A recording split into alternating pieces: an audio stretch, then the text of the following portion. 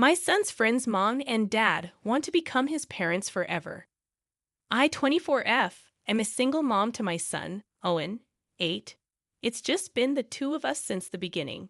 His dad isn't around and hasn't been helping with child support. I've tried everything. My own parents have cut ties with me. I had to leave high school and have been working different jobs to make ends meet. We're not in poverty, but we live paycheck to paycheck in a small apartment. It's not ideal, but it's our reality for now. I've taught Owen that money isn't everything. We may not have much, but we have each other. Although he doesn't get many extras, he's never lacked essentials. I try to save for birthdays and holidays, but it's never extravagant. Owen seemed okay with that until recently. In our area, public schools are chosen by lottery. So Owen got into a different school across town, closer to my job. Last year, in second grade, he befriended Charlie. They often hung out at Charlie's house after school. I've met Charlie's parents, Nate and Paige, a few times. They seemed nice. Owen enjoyed his time there, although Charlie rarely visited our apartment, which made sense because I work and there's not much for them to do here. During summer breaks, I can easily find care for Owen with free or low-cost camps. But during shorter breaks like Christmas and spring, it's tougher. Spring break in 2022. I missed registration for camps. Paige, who is a stay-at-home mom, offered to take Owen for the week. I was hesitant to accept so much from her, but she insisted. Owen had a great time with them, doing many activities. Paige wouldn't let me repay her fully, which made me uncomfortable, but I appreciated it as I couldn't afford it all. In the summer, Owen went to camp, but he also spent a lot of time with Charlie. He even went on vacation with Charlie's family. I was hesitant about this too, but Owen loved it, and it was an experience I couldn't provide. Nate and Paige kept saying they didn't need repayment and praised Owen's character as sweet and respectful. At one point, I asked Paige why she was so eager to have Owen around. She confided that they had hoped Charlie would have siblings, but it didn't work out. They saw Owen as a consistent playmate for Charlie, so he wouldn't be lonely. Looking back, I wonder if this should have been a concern. But at the time, I found it touching that the boys saw each other as brothers. I assumed Paige and Nate understood the situation, right? As time went on, Paige and Nate insisted on taking care of Owen during Christmas break of 2022 instead of him going to camp. They showered him with more gifts than I did.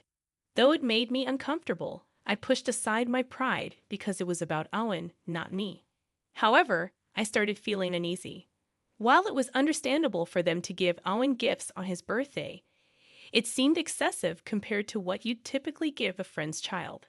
Skipping ahead to the present, during spring break last week, Paige and Nate not only offered to look after Owen while I worked, but they asked if he could spend the entire week at their house.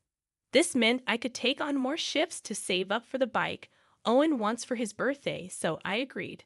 When I went to pick him up on Saturday afternoon, Nate and Paige wanted to talk. They expressed their love for Owen and how much joy he brings.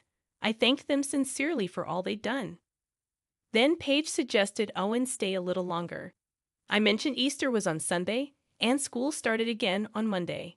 They offered to take him to school, which made me uneasy. I insisted it was time for Owen to come home.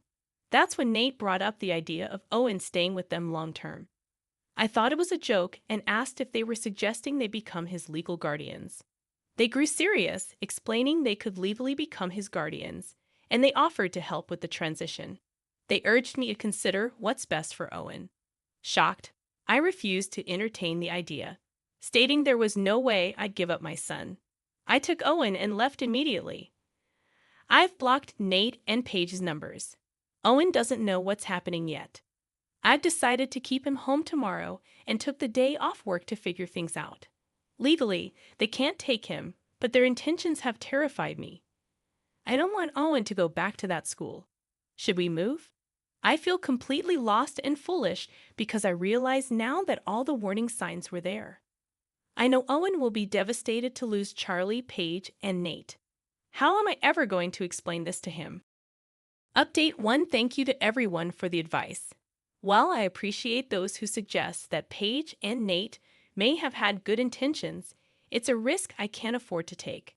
Their offer wasn't just occasional, they wanted Owen full-time permanently. To those suggesting I should consider their offer, I can't even entertain that thought. I will never give up my son. We may not have everything, but we have each other. I love him dearly, and I'm not letting him go. Following the advice of others, I reached out to the school. I informed them that Paige and Nate are no longer allowed to pick up Owen and explained that I don't feel safe with them around him. The school understood and will ensure they never pick him up again.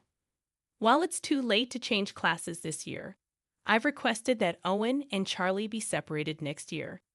I've notified the police, but unfortunately, without anything in writing and considering their simple request isn't technically breaking any laws, there's not much they can do. All I can do now is hope they don't try anything. I still haven't spoken to Owen. I think it's okay for him to talk to Charlie and play with him at school.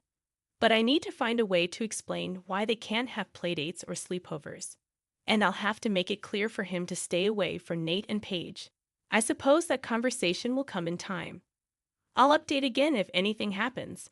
I'm really hoping this is the end of it. Some of Nate and Paige's defenders mentioned they took my no well, so hopefully they understand how inappropriate their actions were and leave us alone. Update 2 Monday night, I had a talk with Owen and explained that Nate and Paige weren't safe. He was confused at first, but when I told him they wanted to take him away from me, he started crying, saying he didn't want to leave me and didn't want to see them again. I held him tight and reassured him that he wasn't going anywhere. I made it clear to him that he should never go anywhere with them and that the school is taking steps to keep him safe. I told him he could still talk and play with Charlie at school, but he said he doesn't want to. I was worried he might resent me for it, but as many of you predicted, explaining the situation fully made him understand how serious it was. He knows the gifts and trips will stop, and he's okay with it. I'd also want to address something. I've had people offer me money or gifts, but please don't. I'm grateful for the offer, but that wasn't the purpose of my post. If you want to do something, donate to a local shelter or charity. Owen and I are not in need, and I'd prefer to see help go to those who do need it. I haven't seen Nate or Paige at drop-off, and I haven't received any contact, but then again, I did block them everywhere. Thank you all for your support. I'll update if anything else happens, hopefully not. Update 3, I've attempted to post this update in true off my chest, but it keeps getting auto-deleted. Given my substantial number of followers, I thought I'd share the update here in hopes that it reaches everyone. Unfortunately, what everyone feared would happen did. On Tuesday, Owen returned to school. I reassured him he could still talk and play with Charlie. Dropping him off, I felt hesitant, but I knew living in fear wasn't an option. Normally, Owen goes to a local rec center for aftercare. I had informed the school about Nate and Paige, ensuring they weren't allowed to pick him up. I even managed to confirm he got on the bus. Aftercare was also informed of the changes to the pickup list. About half an hour later, I received a call that Paige had attempted to pick up Owen. The front desk refused to release him, stating she was no longer authorized.